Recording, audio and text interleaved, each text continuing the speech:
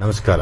ಭೂಮಿ ಪೂಜೆ, ಶಂಕುಸ್ಥಾಪನೆ ಅಥವಾ ಮನೆಯ ಒಂದು ನಿರ್ಮಾಣದಲ್ಲಿ ಪ್ರಪ್ರಥಮ ಬಾರಿಗೆ ಒಂದು ಮನೆ ಕಟ್ಟುವ ಹಿಂದೂ ಸಂಪ್ರದಾಯದಲ್ಲಿ ವಾಸ್ತುಶಿಲ್ಪಿ ಆರ್ಕಿಟೆಕ್ಟ್ನ ಮೂಲ ಉದ್ದೇಶ ಒಂದು ಭೂಮಿಯ ಪೂಜೆಯನ್ನು ಹೇಗೆ ಮಾಡಬೇಕು, ಅದಕ್ಕೆ ಬೇಕಾಗಿರುವ ಒಂದು ಉತ್ತಮವಾದ ಒಂದು ದಿನ, ನಕ್ಷತ್ರ, ಗಳಿಗೆ ಎಲ್ಲವನ್ನು ನೋಡಿ ಮನೆಯ ಮಾಲೀಕರಿಗೆ ತಿಳಿಸಿ ವಿಶ್ವಕರ್ಮದ ಒಂದು ಕುಲಬಾಂಧವರು ಏನಿರ್ತಾರೆ ಆ ವರ್ಣದಲ್ಲಿ ಕೆಲಸ ಮಾಡುವಂಥ ವ್ಯಕ್ತಿಗಳು ಒಂದು ಕುತ್ತಿಯನ್ನು ಅಂದರೆ ಕುತ್ತಿ ಅಂದರೆ ಒಂದು ವಿಕೆಟ್ ರೀತಿಯಲ್ಲಿರುವಂಥ ಒಂದು ಮಾರ್ಗವನ್ನು ಆ ಒಂದು ನಿವೇಶನದಲ್ಲಿ ಭೂಮಿ ಪೂಜೆ ಮಾಡುವ ಮೊದಲಿಗೆ ಅದನ್ನು ಅಲ್ಲೇ ತಂದು ಒಂದು ಹಳಸಿನ ಅಂದರೆ ಜಾಕ್ ಫ್ರೂಟ್ ಅಂತ ಏನು ಕರೀತಾರೆ ಅದರಲ್ಲಿ ಒಂದು ಸಾಧಾರಣ 8 ಕಾಲಿಂದ 1 ಅಡಿಯ ಒಂದು ತಗೊಂಡು ಅದರಲ್ಲಿ ಒಂದು ಏನು ವಿಕೆಟ್ ರೀತಿಯಲ್ಲಿ ಸೃಷ್ಟಿ, ಸ್ಥಿತಿ, ಲಯ ಅನ್ನೋದನ್ನ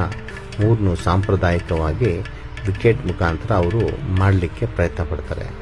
ಅವರು ಮಾಡುವುದು ಕೂಡ ಅದೇ ಜಾಗದಲ್ಲಿ ಏನು ವಿಶ್ವಕರ್ಮದಲ್ಲಿ ಅಳತೆ ಮಾಡುತ್ತಾರೆ ಇವರು ವಾಸ್ತುಶಿಲ್ಪಿಗಳು, ಅವರನ್ನು ಕರೆಸಿ ಭೂಮಿ ಪೂಜೆಯನ್ನು ನಾವು ಮಾಡಬೇಕು. ವಿಶ್ವಕರ್ಮದವರನ್ನು ಹೊರತುಪಡಿಸಿ ಇನ್ಯಾವುದೇ ಜನಾಂಗದವರು ಈ ಪೂಜೆಯನ್ನು ಮಾಡುವುದು ಉತ್ತಮವಲ್ಲ ಎಂದು ವಾಸ್ತುಶಾಸ್ತ್ರದಲ್ಲಿ ತಿಳಿಸಿರುತ್ತಾರೆ. ಅದಕ್ಕೆ ನನ್ನ ಒಂದು ಅಭಿಪ್ರಾಯ ನಿಮ್ಮ ಮುಂದೆ ಮುಕ್ತವಾಗಿ ಹೇಳಲು ಇಚ್ಛೆಪಡುತ್ತೇನೆ. ಕಾರಣ, ವಾಸ್ತುಶಿಲ್ಪದಲ್ಲಿ ವಿಶ್ವಕರ್ಮದವರಿಗೆ ಸುಮಾರು ಇದರ ವಿಚಾರವಾಗಿ ಚರ್ಚೆ ಮಾಡಲು, ಕೆಲಸ ಮಾಡಲು ಮತ್ತು ಇದರ ಬಗ್ಗೆ ಅನುಕೂಲವಾದ ರೀತಿಯಲ್ಲಿ ಮಾಡಲಿಕ್ಕೆ ಹೇಳ್ತಾರೆ.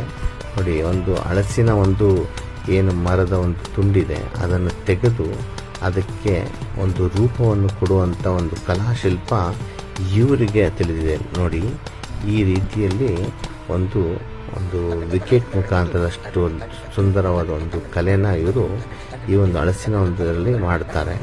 ಇದನ್ನು ಮಾಡಿ ಅವರು ಇದಕ್ಕೆ ತಕ್ಕ ಬದ್ಧವಾದ ಬೇಕಾಗಿರುವಂಥ ಒಂದು ಕಳೆ ಕೊಡ್ತಾರೆ.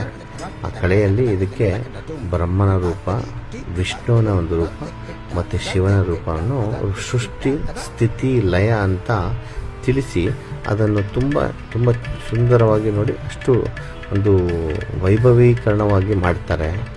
ಇದನ್ನು ನಾನು ನಿಮ್ಮ ಮುಂದೆ ಪ್ರಸ್ತುತಿ ಪಡುತ್ತಾರೋ ಅಂತ ಉದ್ದೇಶ ಏನಕ್ಕೆಂದರೆ, ನಿಮ್ಮಲ್ಲಿ ಇದರ ಬಗ್ಗೆ ಎಷ್ಟು ಅರಿವಿದೆ, ಇದನ್ನು ಎಷ್ಟು ಜನಕ್ಕೆ ನಿಮಗೆ ಮಾಹಿತಿ ತಿಳಿಸಿಕೊಟ್ಟಿದ್ದಾರೆ, ಮನೆ ಕಟ್ಟುವಂಥ ವ್ಯಕ್ತಿಗಳಿಗೆ ಎಷ್ಟು ಮಟ್ಟಿಗೆ ಗೊತ್ತಿದೆ.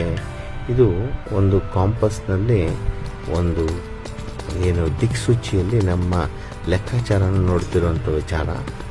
ಹೇಗೆ ಒಂದು ಪಶ್ಚಿಮಾಭಿಮುಖವಾಗಿ ಪೂರ್ವಾಭಿಮುಖವಾಗಿ ನೋಡಬೇಕೆಂಬುದನ್ನು ತೋರಿಸ್ತಿರುವ ಒಂದು ಸಂಗತಿ ಇದು ಅದನ್ನು ನೋಡಿಸಿ ಹೇಗೆ ನಾವು ಮಾಡಬೇಕು ಅಂತ ಚರ್ಚೆ ಮಾಡ್ತಾ ಹೋಗುತ್ತೆ. ನೋಡಿ, ಪೂಜೆಗೆ ಕೂತಿರ್ತಾರೆ. ಪೂಜೆ ಕೂತಾಗ ವಿನಾಯಕನಿಗೆ ಒಂದು ಅರ್ಪಣೆ ಕೊಡ್ತಾರೆ, ವಿಶ್ವಕರ್ಮರಿಗೆ ಒಂದು ಅರ್ಪಣೆ ಕೊಡ್ತಾರೆ, ಮನೆಯ ಯಜಮಾನರು ಕೂತಿರ್ತಾರೆ. ಮತ್ತು ನೋಡಿ, ಇಬ್ಬರಿಗೂ ಟವಲ್ಲು ಅಕ್ಕಿ ದೀಪ ಹಚ್ಚುವಂಥ ಒಂದು ವಿಚಾರವನ್ನು ಗಾಳಿ ಇದೆ ಅಂತ ಒಂದು ದೀಪಕ್ಕೆ ವ್ಯವಸ್ಥೆ ಮಾಡಿಕೊಂಡಿರ್ತಾರೆ. ಭೂಮಿ ಪೂಜೆ ಮೊದಲಿಗೆ ಮಾಡಬೇಕಾಗುತ್ತೆ.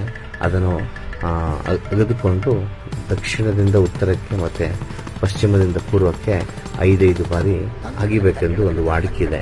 ಅದರಲ್ಲಿ ಎಲ್ಲರೂ, ಮನೆಯ ಹಿರಿಯರು, ನೆಂಟಿಷ್ಟರು ಯಾರೇ ಬಂದಿದ್ದರೂ ಅವರು ಮಾಡಲಿ ಅನ್ನೋದೊಂದು ಸದುದ್ದೇಶ. ಎಲ್ಲರ ಕೈಗುಣ ಅಲ್ಲಿ ಶಕ್ತಿಯುತವಾಗಿ ಆ ಮನೆಯಲ್ಲಿ ನಿರ್ಮಾಣ ಮಾಡೋದ್ರಲ್ಲಿ ಯಶಸ್ಸಾಗಲಿ ಎಂದು ಅದನ್ನು ಮಾಡುವ ಒಂದು ವಾಡಿಕೆನ ವಿಶ್ವಕರ್ಮದವರು ಬಹಳ ಸರಳವಾಗಿ ಮತ್ತು ಬಹಳ ವೈಭವವಾಗಿ, ಬಹಳ ವಿಧಿವತ್ತಾಗಿ ಮತ್ತು ಪ್ರತಿಯೊಂದು ಶಾಸ್ತ್ರದ ರೀತಿಯಲ್ಲಿ ಮಾಡ್ತಾರೆ. ಈ ವಿಜ್ಞಾನಕ್ಕೆ ಅತಿ ಶ್ರೇಷ್ಠವಾದ ಒಂದು ಕೊಡುಗೆನ ವಿಶ್ವಕರ್ಮದವರ ಕಡೆಯಿಂದ ಗೃಹ ನಿರ್ಮಾಣದಲ್ಲಿ ನಾವು ಪಡೆದುಕೊಳ್ತೇವೆ. ಈ ಪಡೆದುಕೊಂಡಾಗ ಆ ವಿಶೇಷ ಲಾಭ ಕೂಡ ನಮಗೆ ಸಿಗುತ್ತೆ. ಇದರ ಜೊತೆಗೆ ಮನೆಯ ಮಾಲೀಕರು ಸಹ ಇದರ ಒಂದು ವಿಚಾರ ತಿಳಿದಾಗ ಅದರಲ್ಲಿ ಸಿಗುವಂಥ ಯೋಗವೇ ನಮಗೆ ಒಂದು ವಿಶೇಷವಾದ ಕೆಲಸವಾಗಿರುತ್ತದೆ. ಈ ಒಂದು ಅಗದ ನಂತರ ಈ ಕೆಲಸದಲ್ಲಿ ಪ್ರತಿಯೊಬ್ಬರು ಉದ್ದೇಶ, ಪ್ರತಿಯೊಬ್ಬರು ಮನೆಯಲ್ಲಿ ಹಿರಿಯರು ಮತ್ತು ಕಿರಿಯರು ಯಾರೇ ಇದ್ದರೂ ಒಂದು ಲೆಕ್ಕಾಚಾರ ಮಾಡಲಿ ಅನ್ನೋದು ಅವ್ರದ್ದು ಉದ್ದೇಶ ಆಗಿರುತ್ತೆ. ಅವರು ಒಂದು ಶಾಸ್ತ್ರಕ್ಕೆ ಮಾಡಿ ಹೋದಾಗ ನಂತರ ಇದನ್ನು ಕಟ್ಟುವಂಥ ಗೌಂಡಿಗಳು ಅಥವಾ ವಿಶ್ವಕರ್ಮ ಒಂದು ಅವರು ನಿಗದಿ ಮಾಡಿರುವಂಥ ಮೇಸ್ತ್ರಿಗಳು, ಸಿವಿಲ್ ವರ್ಕರ್ಸು ಅಂದರೆ ಗಾರೆ ಕೆಲಸವನ್ನು ಮಾಡುವಂಥ ಮಾಲೀಕರಿಗೆ ದೀಪ ಹಚ್ಚಿರುವ ಒಂದು ವಿಧಿ. ಗಾಳಿಗೆ ದೀಪ ಆರಬಾರದು. ಕರ್ಪೂರದಲ್ಲಿ ಇಟ್ಟಿದ್ದಾರೆ. ಅಕ್ಕಿ ಮತ್ತು ನೋಡಿ ಅದು ಕುತ್ತಿದೆ ನೋಡಿ, ಕುತ್ತಿ ಹೊಡೆಯೋದಂತ ವಿಕೆಟ್ ಇದೆಯಲ್ಲ, ವಿಕೆಟನ್ನು ಅವರು ಹೊಡಿಲಿಕ್ಕೆ ಏನೇನು ವ್ಯವಸ್ಥೆ ಮಾಡಬೇಕು, ಪ್ರತಿಯೊಬ್ಬರಿಗೂ ಒಂದು ಪೂಜಾ ವಿಭಾಗ ಮಾಡಿ ಒಂದು ಲೆಕ್ಕಾಚಾರ ಮಾಡಿ ಹೇಳಿ ಎಲ್ಲ ನಿಂತು ಅದನ್ನು ಪೂಜೆ ಮಾಡೋದನ್ನು ವಿಧಿವತ್ತಾಗಿ ವಿಶ್ವಕರ್ಮದವರು ಎಲ್ಲರಿಗೂ ಒಂದು ಅಕ್ಕಿ ಕಾಳು ಕೊಟ್ಟು ಒಂದು ರಕ್ಷಣೆ ಮಾಡಲಿಕ್ಕೆ ಅವರು ವಿಧಿವತ್ತಾಗಿ ಹೇಳೋದು ಹೇಗೆ, ಮಾಡೋದು ಹೇಗೆ. ಕರ್ಪೂರ ಹಚ್ಚಿ ಫಸ್ಟು ಅಲ್ಲಿ ಮಣ್ಣನ್ನು ಭೂಮಿ ಪೂಜೆ ಮಾಡಿ ಮಣ್ಣನ್ನು ತೆಗೆದು ನೈಋತ್ಯ ಭಾಗದಲ್ಲಿ ದಕ್ಷಿಣ ಪಶ್ಚಿಮ ಜಾಗದಲ್ಲಿ ಬರುವಂಥ ಮಾಸ್ಟರ್ ಬೆಡ್ರೂಮ್ಗೆ ಏನಿದೆ ಅದನ್ನೆಲ್ಲ ಕೊಟ್ಟು ಅದೆಲ್ಲ ರೀತಿ ತೊಟ್ಟು ನೋಡಿ. ಈಗ ಎಲ್ಲರೂ ಅಕ್ಕಿ ಕಾಳು ತೆಗೆದು ಗಣಪತಿಗೆ ಮತ್ತು ವಿಶ್ವಕರ್ಮರಿಗೆ ಇಬ್ಬರಿಗೂ ಕೂಡ ಪ್ರಾರ್ಥನೆ ಮಾಡ್ಕೊತಾರೆ. ನಮ್ಮ ಮನೆಯಲ್ಲಿ ಚೆನ್ನಾಗಿರಬೇಕು, ನಮ್ಮ ಮನೆಯಲ್ಲಿ ಮುಟ್ಟುವುದಂತೆಲ್ಲ ವಸ್ತುಗಳು ಆರೋಗ್ಯಪೂರ್ಣ ಮತ್ತು ಅಷ್ಟೈಶ್ವರ್ಯಗಳು ಬರಬೇಕು, ನಮ್ಮ ಮನೆ ಕಟ್ಟೋದ್ರಿಂದ ನಮ್ಮ ಮನೆಯಲ್ಲಿ ಬೇರೆಯವ್ರಿಗೆ ಯಾವುದು ತೊಂದರೆ ಆಗಬಾರ್ದು, ಅದರಿಂದ ನಮಗೂ ತೊಂದರೆ ಆಗಬಾರ್ದು, ಇಲ್ಲಿ ಕಟ್ಟುವವ್ರಿಗೆ ಯಾರು ಒಂದು ಕಟ್ಟಡ ನಿರ್ಮಾಣದಲ್ಲಿ ತೊಂದರೆ ಆಗಬಾರ್ದು, ಸಕಲ ನಾಡಿಗೆ ಒಳ್ಳೆಯದಾಗಬೇಕು ಅಂತ ಪ್ರಾರ್ಥನೆ ಮಾಡಿಕೊಂಡು ಸಂಕಲ್ಪ ಮಾಡಿಕೊಂಡು ಒಂದು ಮನಸ್ಪೂರ್ವಕವಾಗಿ ಕುಲದೇವರನ್ನಾಗಲಿ ಮನೆ ದೇವರನ್ನಾಗಲಿ ಮತ್ತು ವಾಸ್ತುಶಿಲ್ಪಗಳನ್ನಾಗಲಿ ಅವ್ರನ್ನ ಕರೆದು ಕೇಳುವಂತೆ ಮಾಡಿ ಪ್ರಾರ್ಥನೆ ಮಾಡುತ್ತಾ ಈ ಒಂದು ಮನೆಯ ಒಂದು ಅಭಿವೃದ್ಧಿ ಆಗಬೇಕು ಅಂತ ಇಲ್ಲಿ ನಿರ್ಮಾಣದ ವಿಚಾರ ಚರ್ಚೆ ಮಾಡಿ ಒಂದು ತೊಟ್ಟಿ ಮನೆ ಬಗ್ಗೆ ಅಕ್ಷತೆ ಕಾಳುಗಳನ್ನು ದೇವರಿಗೆ ಹಾಕಬೇಕು ಅಂತ ಪ್ರಾರ್ಥನೆ ಮಾಡಿಕೊಂಡು ಎಲ್ಲರಿಗೂ ಹೇಳಿ ಹಾಕುವ ಒಂದು ವಿಚಾರವನ್ನು ನಿಮ್ಮ ಮುಂದೆ ತೋರಿಸ್ತಿದ್ದೇವೆ. ಇದನ್ನು ಶಾಸ್ತ್ರೋಕ್ತವಾಗಿ ಮಾಡಬೇಕು ಅಂತ ವಾಸ್ತುಶಿಲ್ಪದಲ್ಲಿ ವಿಶ್ವಕರ್ಮರು ನೇಮಿಸಿರುವ ಒಂದು ಕಾನೂನು ಏನಿದೆ ಅದರದ್ದು ಆದರ್ಶತೆಗಳು ಸೂತ್ರಗಳು ಅದ್ರ ಮುಖಾಂತರ ಮಾಡಬೇಕು ಅಂತಾರೆ. ವಿಶ್ವಕರ್ಮದಲ್ಲಿ ಗಣಪತಿಗೆ ಮತ್ತು ವಿಶ್ವಕರ್ಮರಿಗೆ ವಿಶೇಷವಾದ ಸ್ಥಾನಮಾನ ಗೌರವ ಕೊಟ್ಟು ಇಲ್ಲಿ ಪೂಜೆ ಮಾಡಲಿಕ್ಕೆ ತೋರಿಸ್ತಿದ್ದಾರೆ. ಇದನ್ನು ನೀವು ನೋಡಿಕೊಳ್ಳಿ. ವಿಶ್ವಕರ್ಮ ಕುಲ ಬಾಂಧವರು ಬಂದು ಅದರ ಕೆಲಸವನ್ನು ಬಹಳ ವಿಧಿವತ್ತಾಗಿ ಮಾಡ್ತಾರೆ. ಇದಕ್ಕೆ ವಿಶ್ವಕರ್ಮರೇ ಬೇಕಾಗಿದೆ.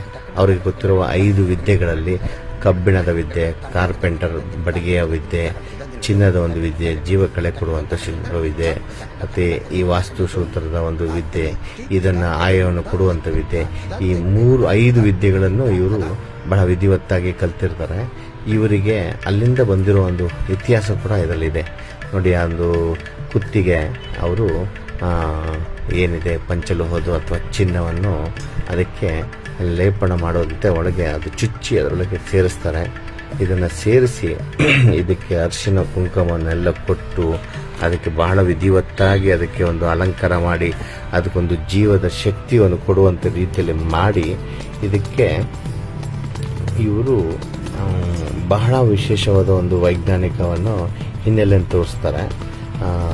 ನಿಮಗೆ ನಾನು ವಿಚಾರ ಇದನ್ನು ಏನಕ್ಕೆ ಕೇಳ್ತಾ ಇದ್ದೀನಿ ಅಂದರೆ, ನಿಮಗೆ ಈ ಮಾಹಿತಿ ಎಷ್ಟು ಮಟ್ಟಿಗೆ ತಿಳಿದಿದೆ, ಇದನ್ನು ನಿಮಗೆ ಹೇಗೆ ಜನಕ್ಕೆ ಇದನ್ನು ಘೋಷಣೆ ಮಾಡಿ ತೋರಿಸ್ಬೇಕು, ವಿಶ್ವಕರ್ಮದ ಒಂದು ಏನು ಜನಗಳಿದ್ದಾರೆ ಅವರಿಂದ ಎಷ್ಟು ಜವಾಬ್ದಾರಿಯಾದ ಕೊಡುಗೆ ನಮ್ಮ ಒಂದು ಭೂಮಂಡಲಕ್ಕಿದೆ ಅಂತ ನಾವು ತಿಳಿದುಕೊಳ್ಬೇಕು.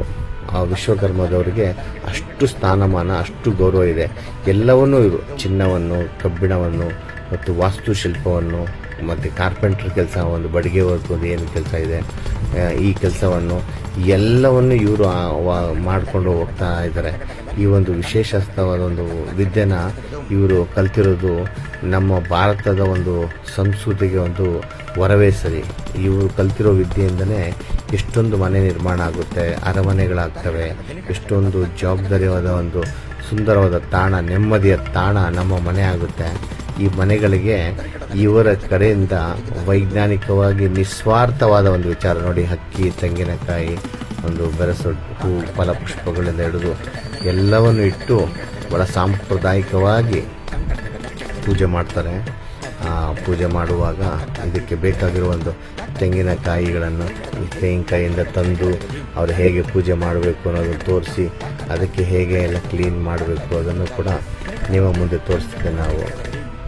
ಇದರ ಜೊತೆಗೆ ಒಂದು ಬಂಡ, ಎಳ್ಳ ನೀರನ್ನು ಬಳಸ್ತಾರೆ, ಒಂದು ಹಸಿ ಹಾಲನ್ನು ಒಂದು ಲೋಟದವರೆಗೂ ಬಳಸ್ತಾರೆ, ಮತ್ತು ಅರಿಶಿನ ಕುಂಕುಮದಿಂದ ಲೇಪನ ಆಗಿರುವಂಥ ನೀರನ್ನು ಬಳಸ್ತಾರೆ, ಮತ್ತು ಫಲಪುಷ್ಪಗಳನ್ನು ತರಿಸ್ತಾರೆ, ಮತ್ತು ಬಾಳೆಹಣ್ಣನ್ನು ಕೂಡ ತರಿಸ್ತಾರೆ, ಕರ್ಪೂರನ ಇತ್ಯಾದಿ ಮತ್ತು ಅಗರಬತ್ತಿ ನಾವೇನು ಹೇಳ್ತೀವಿ ಗಂಧದ ಕಡ್ಡಿನ ತರ್ತಾರೆ. ಈ ಪಾಯದ ಪೂಜೆ ಈ ವರ್ಷದಲ್ಲಿ ಪ್ರತಿ ವರ್ಷದಲ್ಲೂ ಸಹ ಒಂದು ಟೈಮ್ ಇರುತ್ತೆ, ಉತ್ತರಾಯಣದ ದಕ್ಷಿಣಾಯನ ಅಂತ ಹೇಳ್ತಾರೆ. ಆ ಒಂದು ದಿನಕ್ಕೆ ಸುದೀರ್ಘವಾಗಿ ಜೂನ್ 12 ನಾವಿವತ್ತು ತೋರಿಸ್ತಿರುವಂಥದ್ದು ನಿಮಗೆ ಡೇಟ್ ಇದೆ 2023 ಸೋಮವಾರ ದಿನಾಂಕದಂದು ಇದನ್ನು ಮಾಡಿರುತ್ತೇವೆ.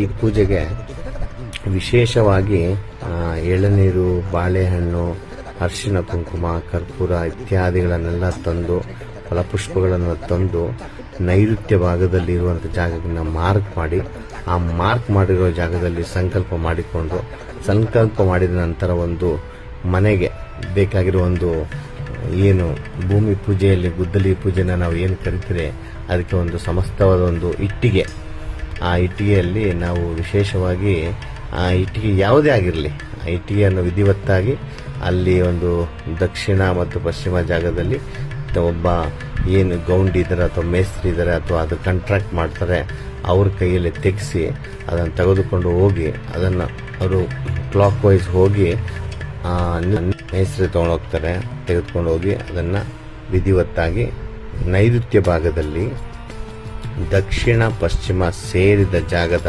ನಂತರ ದಕ್ಷಿಣದಿಂದ ಸ್ವಲ್ಪ ಜಾಗವನ್ನು ಬಿಟ್ಟು ಮತ್ತು ಪಶ್ಚಿಮದಿಂದ ಸ್ವಲ್ಪ ಜಾಗವನ್ನು ಬಿಟ್ಟು ನಾವೇನು ಒಂದು ಕಟ್ಟಡ ನಿರ್ಮಾಣ ಮಾಡ್ತೇವೆ, ನಿರ್ಮಾಣ ಮಾಡುವಂಥ ಒಂದು ನೈಋತ್ಯ ಮಾಸ್ಟರ್ ಬೆಡ್ರೂಮಿನ ಒಳಗೆ ಇದನ್ನು ವಾಸ್ತುಶಿಲ್ಪದ ಸೂತ್ರಗಳ ಪ್ರಕಾರ ವಾಸ್ತು ಬದ್ಧತೆಯಲ್ಲಿ ಕಾಂಪಸ್ನ ಲೆಕ್ಕಾಚಾರಕ್ಕೆ ಪೂರ್ವಕ್ಕೆ ಸರಿಸಮವಾಗಿ ನಿಲ್ಲಿಸಿ ಅದನ್ನು ತೀರ್ಮಾನಿಸಿ ಮಾಡಬೇಕು.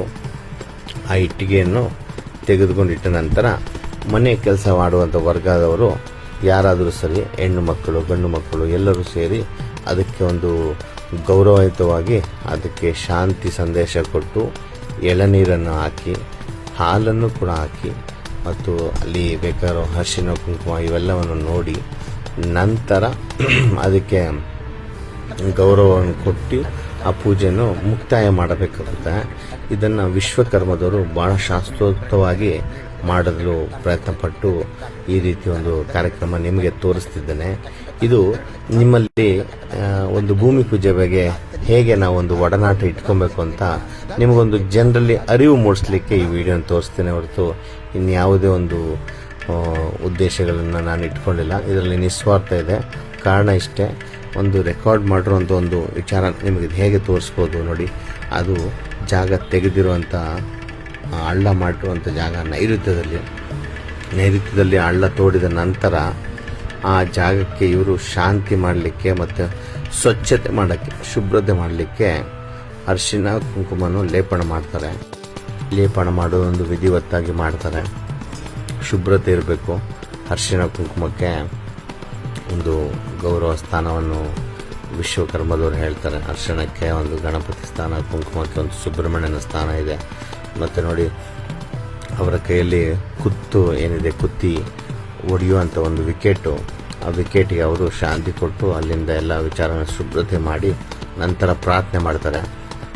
ಪ್ರಾರ್ಥನೆ ಮಾಡಿ ಪಂಡಿತರಿಗೆಲ್ಲ ಹೇಳಿ ಅದಕ್ಕೊಂದು ಅದನ್ನು ಮುಟ್ಟಿ, ಯಾಕಂದರೆ ಅದು ಒಂದು ಅಷ್ಟು ಭೂಮಿ ಒಳಗೆ ಹೋಗುವಾಗ ಅದನ್ನು ಮುಟ್ಟಿಸಬೇಕು ಅಂತ ಒಂದು ರಚನೆ ಹೇಳ್ತಾನೆ. ಒಂದು ತೊಟ್ಟಿ ಮನೆಯ ಒಂದು ನಿರ್ಮಾಣದಲ್ಲಿ ಇದನ್ನು ಅವರು ಸರಿಯಾಗಿ ಡಿಗ್ರಿ ಲೆಕ್ಕಕ್ಕೆ ಇಟ್ಟು ಭೂಮಿಯೊಳಗೆ ಸೇರಿಸ್ತಾರೆ. ಅದನ್ನು ಹೊಡಿತಾ ಇದ್ದಾರೆ ಅವರು. ಆ ಹೊಡಿತಾರ ಒಂದು ದೃಶ್ಯವನ್ನು ನಿಮಗೆ ತೋರಿಸ್ತಿದ್ದೇನೆ.